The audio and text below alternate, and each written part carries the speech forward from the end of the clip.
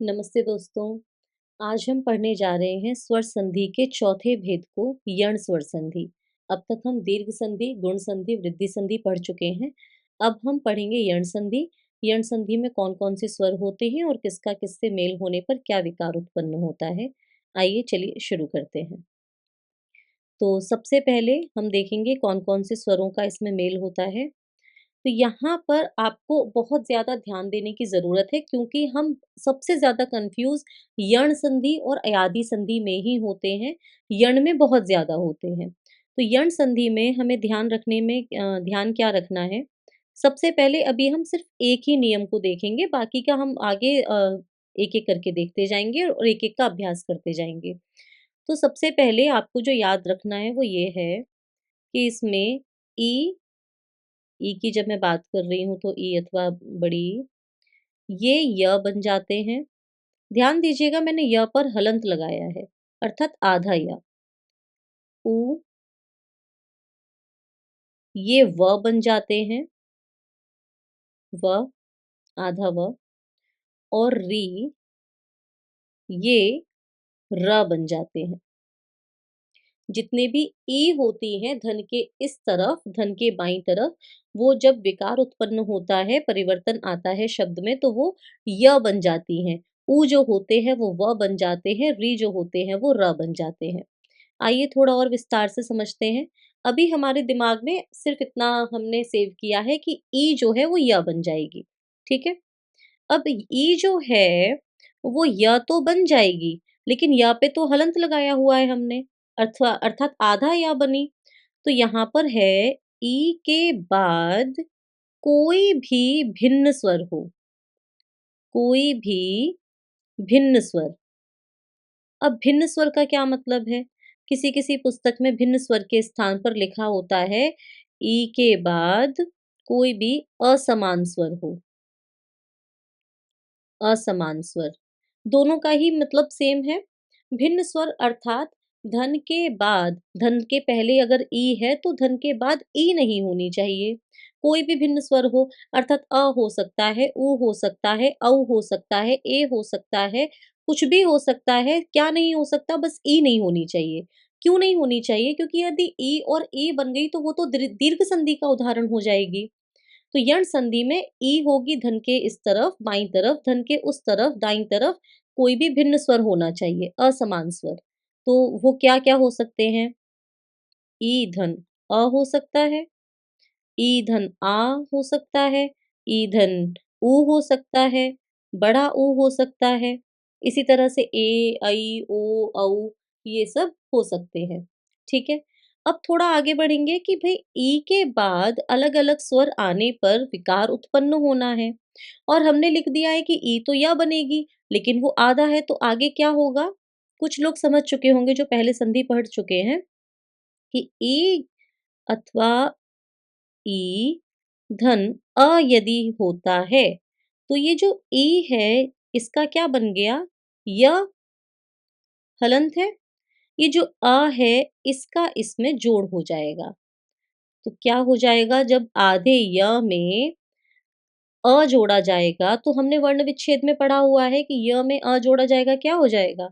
एक पूरा या बन जाएगा। ठीक है? यहाँ तक समझ में आ रहा है?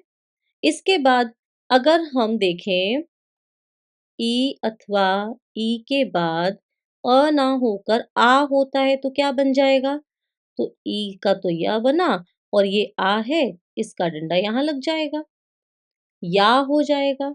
ऐसे ही ई के बाद ऊ होगा तो क्या बन जाएगा? यू बन जाएगा।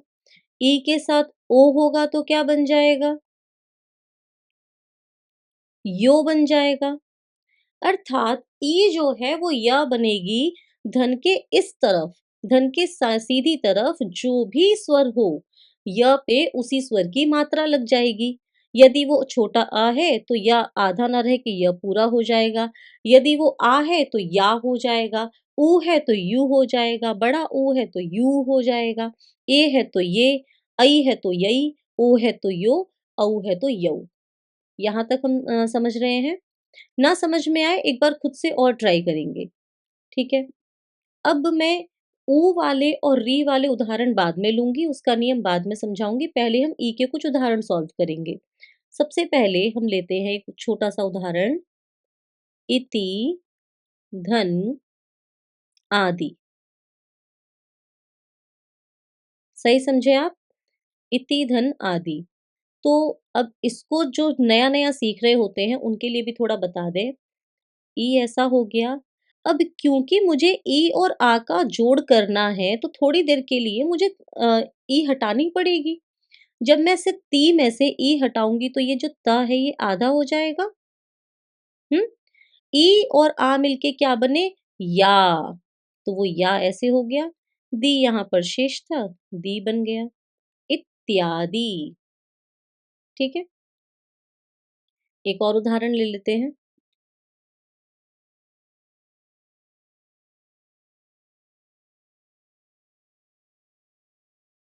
कपि, धन,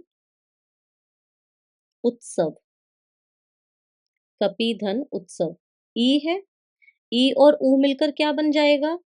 यू बन जाएगा। तो यहाँ पर मुझे क्या करना पड़ेगा? कॉपी जो शब्द है इसमें से ई हटानी पड़ेगी। ई हटा दूँगी तो क्या होगा? प आधा हो जाएगा। ये प आधा हो गया। यहाँ पर ई और ऊ मिलकर यू बनाया, यू हो गया और यहाँ ये जो शेष था ये हमने ऐसा का ऐसा लिख दिया। हमारा शब्द बना कप्युत्सव। ठीक है? एक और उदाहरण ले लेते हैं।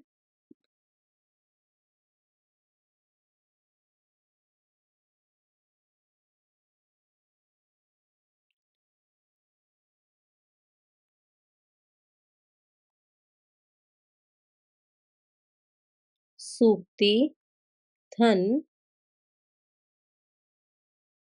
आनंद। सूक्ति, धन, आनंद। ठीक है? यहाँ पर क्या होगा? यहाँ पर एक का तो पहले से आधा है और जब सॉल्व करेंगे तो ये त भी आधा होने वाला है। सु और क ये तो हमने लिख दिया। यहाँ पे सूक्ति, सूक्ति, ती, त पे ई की मात्रा है। ई की मात्रा हटा दी त से तो क्या हुआ? त भी आधा हो गया। यहाँ ई और आ मिलाया मिलाया तो क्या बना? ई और आ का या बन गया और ये नंद यहाँ शेष था तो इसको हमने ऐसा का ऐसा लिख लिया। ये शब्द बना सूक्त्यानंद। ठीक है? यहाँ हम 2 उदाहरण और देंगे जो कि आप खुद से सॉल्व करने की कोशिश करेंगे। सिंपल उदाहरण है।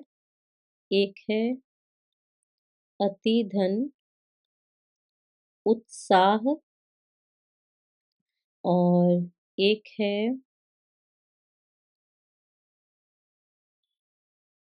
यदि धन अपि।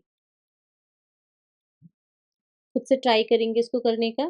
कुछ देर के लिए आप वीडियो पॉज़ कर दीजिए, खुद से सॉल्व कीजिए। जब एक बार आप खुद से सॉल्व कर लेंगे तब वीडियो को प्ले करके आप देख सकते हैं कि क्या उत्तर आ रहा है। ठीक है? तो फिलहाल थोड़ी देर के लिए हम पहले वाले को ही सॉल्व करते हैं। पहला वाला क्या है? अति धन उत्साह। तो ये जो अति धन उत्साह है उसमें से उसका अ हमने लिख लिया। ये जो ती है, ती का ई हमने हटा दिया तो क्या हुआ? त आधा हो गया। ई और ऊ को जब हमने जोड़ा तो वो यू हो गया। साह जो है ये शेष था, ये हमने ऐसा का ऐसा लिख दिया। बहुत सिंपल है।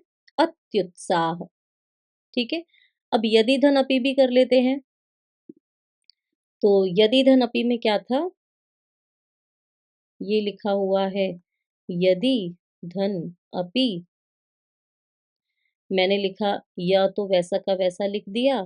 यहाँ दी है, दी में से ई हटा दिया तो क्या हुआ? द आधा हो गया। ई और अ ने मिलके क्या बनाया? य बनाया। पी शेष था वो वैसा का वैसा आ गया। ठीक है? यद्यपि। ठीक है? अब हम देखते हैं और क्या-क्या बनता है यण संधि में। एक था ई, मैंने स्टार्टिंग में ही बताया था जितनी भी ई और ई होती हैं वो य बन जाती हैं यण संधि में। अब हम बात करेंगे ऊ क्या बनते हैं, तो ऊ बन जाता है व। ऊ अथवा ऊ, धन, कोई भी भिन्न स्वर। अब यहाँ मैं भिन्न स्वर बोलूँ, असमान स्वर बोलूँ, दोनों का ही तात्पर्य समान रहेगा। कोई भी भिन्न स्वर या असमान स्वर। तो जैसे यण संधि के ई में ई का य बन रहा था और जो स्वर आ रहा था उसी का हम मात्रा लगा दे रहे थे। या, यू, यो ये सब बन रहा था, वैसे ही यहाँ बनेगा। तो सपोज़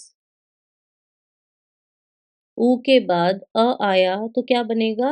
व, ठीक है? और अगर ऊ के बाद आ आया तो बनेगा वा। उसी तरह से ऊ के बाद अगर ई आई तो ऊधन ई तो बनेगा वी। और ऊ के बाद ऊ या ऊ किसी के भी बाद बड़ी ई आई तो धन वी, है ना? ऐसे ही ऊ अथवा ऊ के बाद ओ आता है तो वो क्या बनेगा? वो। और औ आता है तो वो क्या बन जाएगा? वौ। ऊ अथवा ऊ के बाद औ होता है तो वो क्या बन जाएगा? औ, ठीक है? ये हमने समझ लिया। ऊ जो है वो व बनेगा। अब उसपे कोई भी स्वर आ रहा है वही मात्रा हम व पे लगाते जाएँगे। व, वा, वी, वू, वो, वों जो भी बने, ठीक है? अब हम कुछ उदाहरण देख लेते हैं। तो पहला उदाहरण है आपका, बहुत ही सिंपल से शुरू कर रहे हैं हम। सु, धन, आगत। सही समझे आप? सु, सु में से ऊ हटाना है। क्या हो गया भई ऊ हटा दिया तो? स आधा हो गया। और ऊ और आ जब मिले तो क्या बनाया इन्होंने? इन्होंने बनाया वा। ऊ वा बन गया, बड़े आ का डंडा लगा दिया वा। गत यहाँ शेष था, ये हमने ऐसा का ऐसा लिख लिया। स्वागत, ठीक है? ऐसे ही अनु, धन, अय। अनु, धन, अय। क्या हुआ? अनु में से ऊ हटा दिया, तो इसको हम यहाँ कर लेते हैं। अनु में से ऊ हटा दिया, ऊ हटाया तो क्या हुआ? अ और न आधा अन। और ये ऊ और आ ने मिलकर क्या बनाया? व बनाया। वो व हमने यहाँ लिख दिया, य यहाँ पर शेष था, ये बन गया अन्वय। ठीक है? अब थोड़ा-सा आप खुद से ट्राई करेंगे, 2 उदाहरण मैं दे रही हूँ यहाँ पर। हुँ, यहाँ है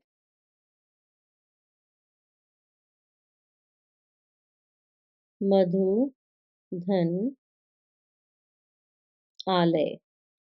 आप खुद से सॉल्व करिए।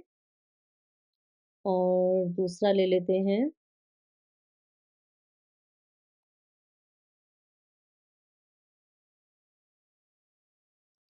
सुधन, आनंद। ट्राई कीजिए इसको सॉल्व करने का।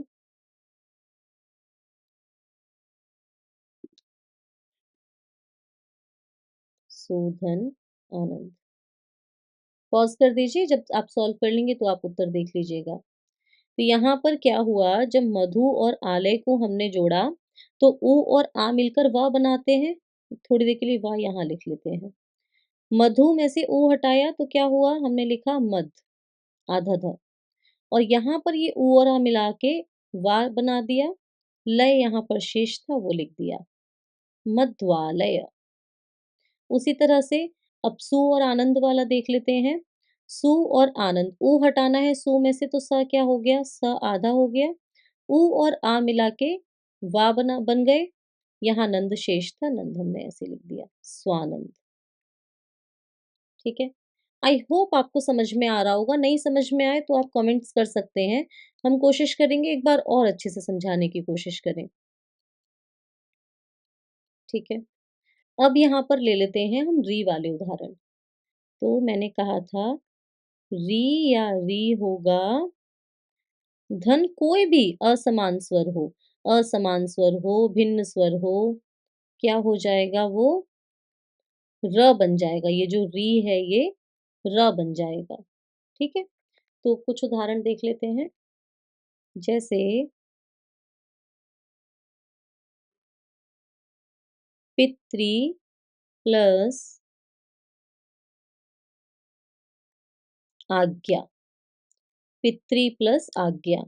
अब ये जो त्रि है, त्रि में से री अगर मैं हटाऊँगी तो त आधा हो जाएगा, सिंपल है। थोड़ी देर के लिए मैं इस तरह से लिख लेती हूँ, त आधा हो गया। अब इसके बाद री और आ मिले तो क्या बना? रा बना। तो मैं यहाँ कुछ देर के लिए इसको ऐसे लिख देती हूँ और ज्ञा यहाँ शेष था वो मैंने यहाँ लिख दिया। अब क्योंकि हिंदी में ऐसा कोई शब्द नहीं लिखा जाता आधा त और रा इस तरह से, जब त और रा का जोड़ होता है तो वो क्या बन जाता है? वो त्रा बन जाता है। तो हमारा सही शब्द बनेगा पित्राज्ञा, ठीक है? यहाँ लिख लेते हैं इसको। सही शब्द क्या बनेगा? पित्राज्ञा। क्यों बना पित्राज्ञा? क्योंकि वहाँ पर हमें ऐसा लिखना पड़ा था और आधा त और र को जब जोड़ा जाता है तो वो त्रा बन जाता है। ये हो गया पित्राज्ञा, ठीक है? चलिए एक और उदाहरण की सहायता से समझने की कोशिश करते हैं। एक उदाहरण है मातृ प्लस उपदेश। मैंने क्या बताया था? री जो है वो र बन जाएगा, कोई भी स्वर होगा वो मात्रा लग जाएगी। तो री तो हमने र बना लिया और ये जो ऊ था इसकी हमने मात्रा लगा दी। तो रू हो गया ये। अब क्या हुआ? माँ त्रि में से री हटा दिया तो त आधा हो गया। यहाँ पर हमने रू लिखा, पदेश यहाँ शेष था वो हमने लिख दिया। अब हिंदी में त और र को ऐसे लिखा नहीं जाता है, त और र मिलकर क्या हो जाते हैं?त्रु हो जाएंगे, त्र हो जाएगा। तो मातृपदेश, ठीक है? एक और उदाहरण ले लेते हैं।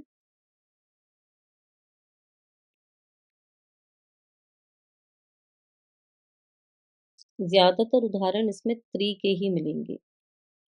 भ्रातृ प्लस इच्छा, मतलब भाई की इच्छा। भ्रातृ प्लस इच्छा। फिर से वही चीज करनी है। त्रि है, त्रि में से री हटा देंगे तो आधा त हो जाएगा। री और ई मिलकर क्या बने? यहाँ लिख दे रही हूं मैं, री बने। अब री में आधा ता भी जोड़ेंगे तो त्रि हो जाएगा, तो सीधे इसको त्रि लिख देते हैं। ये त्रि है, माँ भ्रातृ।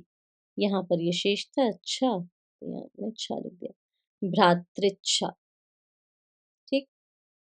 चलिए, तो ये कुछ यण संधि के उदाहरण थे आपने जो अब तक पढ़े। इसमें हमने देखा कि ई जो है वो य बनती है, ऊ जो है वो व बनता है और री हमारा र बन जाता है, ठीक है? अब तक के लिए कि जो भी आपको समस्या हो आप हमें लिखकर भेज सकते हैं। इसके हम अभ्यास बाद में करेंगे ही करेंगे। धन्यवाद। अगली वीडियो में हम अयादी संधि को पढ़ेंगे।